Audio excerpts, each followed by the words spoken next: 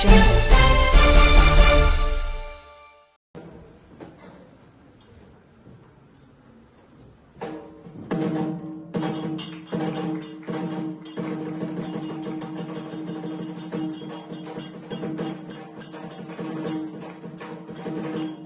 ಕಾರ್ಯಕ್ರಮವನ್ನು ಯಶಸ್ವಿಗೊಳಿಸಿದರು.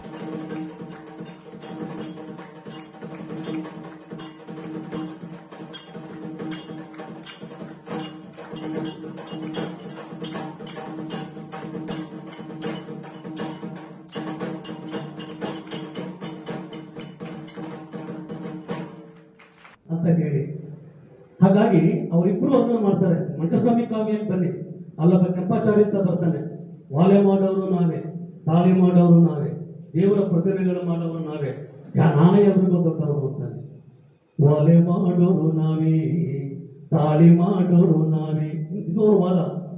ದೇವರಿಗೆಲ್ಲ ಮೊದಲ ದೇವರು ನಾನೇ, ಗಂಡನಿಗೆಲ್ಲ ನಾನೇ ಮೊದಲ ಗಂಡ ಅಂದ. ಎಂತ ಅವಿವೇಕಂದ್ರೆ ಇದು. ಆ ಗಂಡನಿಗೂ ಇವನು ಗಂಡನ ಅಲ್ಲ.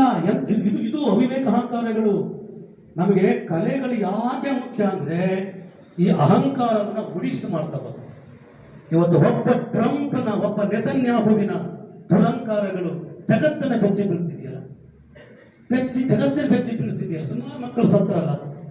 ಆ ಬೆಂಗಳೂರು, ಮೈಸೂರಿನಲ್ಲಿ ಸುಮಾರು ಹೋಟೆಲ್ಗಳು ಮುಚ್ಚೋದ್ವಲ್ಲ, ಬಟ್ಟೆ ಉರಿತದ್ರಿ, ಸಂಕಟ ಆಗ್ತದೆ.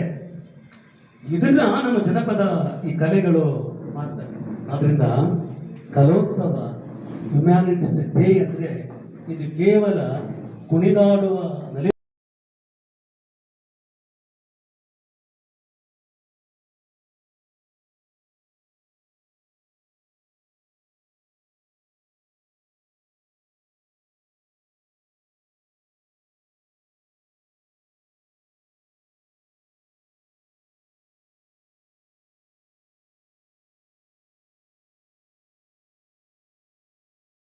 ಛಾಯಾದೇವಿ ಶಿಕ್ಷಣ ಮಹಾವಿದ್ಯಾಲಯದಲ್ಲಿ ಹ್ಯುಮ್ಯಾನಿಟೀಸ್ ಡೇ ಪ್ರಯುಕ್ತ ಇಂದು ಮತ್ತು ನಾಳೆ ಛಾಯಾ ಕಲೋತ್ಸವ ಅಂತಕ್ಕಂಥ ಕಾರ್ಯಕ್ರಮವನ್ನು ಹಮ್ಮಿಕೊಂಡು ವಿವಿಧ ರಾಜ್ಯದ ಜಾನಪದ ನೃತ್ಯ ಸ್ಪರ್ಧೆಗಳನ್ನು ಏರ್ಪಡಿಸಿದ್ದೇವೆ.